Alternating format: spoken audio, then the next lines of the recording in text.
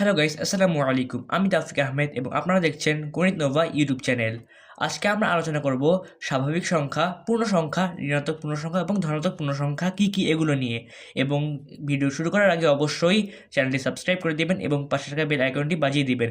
এবং এই ভিডিওটি দেখে যারা যারা উপকৃত হবেন তারা অবশ্যই লাইক করে দিবেন এবং কমেন্টে জানাবেন পরবর্তীতে গণিতের কোন বিষয় নিয়ে ভিডিও বানাবো।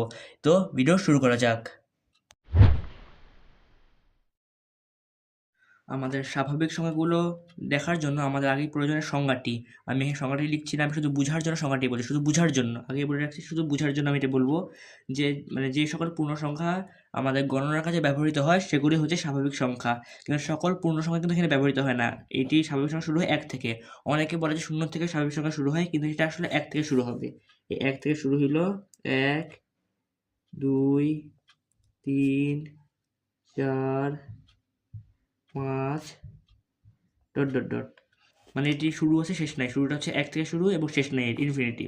এবং আমরা পূর্ণ সংখ্যা এখন নিব। সকল শূন্য সহ সকল ধনাত্মক এবং ঋণাত্মক সংখ্যা মিলেই হচ্ছে পূর্ণ সংখ্যা গঠিত হয়। এটিও আমি বোঝার জন্য বললাম, শুধু বোঝার জন্য এই অংশটি বললাম আমি। আমাদের পূর্ণ সংখ্যা কী কী? এটি শুরু নাই এবং শেষও নাই। মানে এটি এখান থেকে মানে ডট দিয়ে শুরু হবে এবং শুরু নাই শেষও নাই।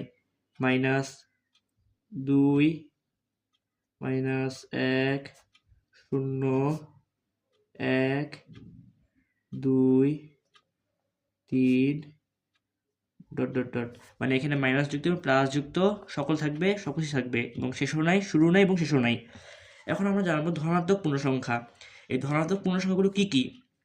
আমরা যেখানে প্লাস যুক্ত যেগুলো সংখ্যা ধরি, মানে আমরা যেমন টাকার গণনা, তারপর হচ্ছে মানুষজন কতজন রয়েছে এগুলো গণনার জন্য আমরা ধনাত্মক সংখ্যা ব্যবহার করে থাকি এবং ধনাত্মক সংখ্যাগুলো সবসময় প্লাস যুক্ত হবে। যেমন এটা এক থেকে শুরু হবে, 1, 2, 3, 4, 5 ... মানে এখানে হচ্ছে শুরু আছে শেষ নাই। শুরুটা এক থেকে শুরু এবং শেষ নাই, মানে স্বাভাবিক সংখ্যার মতো কিছুটা। স্বাভাবিক সংখ্যা হচ্ছে আলাদা এবং পূর্ণ সংখ্যা ধনাত্মক সংখ্যা, মানে ধনাত্মক সংখ্যাগুলো প্লাস যুক্ত হবে। এবং আমরা এখন দেখবো ঋণাত্মক পূর্ণ সংখ্যাগুলো কী কী। ঋণাত্মক পূর্ণ সংখ্যাগুলো মাইনাস যুক্ত। এটি কোনো গণনার কাজে বেশিরভাগ সময় ব্যবহার হয় না, যেমন টাকার কাজে, তারপর হচ্ছে মানুষজন গণনার কাজে মেনলি ব্যবহার হয় না। এটা অনেক সময় অঙ্কে ব্যবহার হয়। ঋণাত্মক পূর্ণ সংখ্যাগুলো মাইনাস যুক্ত। যেমন হচ্ছে এটির শুরু নাই কিন্তু শেষ আছে। শুরু নাই, -5, -4, -3, -2, -1। এই যে শুরু নাই, শেষ আছে। শেষটা হচ্ছে -1। শুরু কিন্তু নাই, শুরুকে অনেক মাইনাস থাকতে পারে।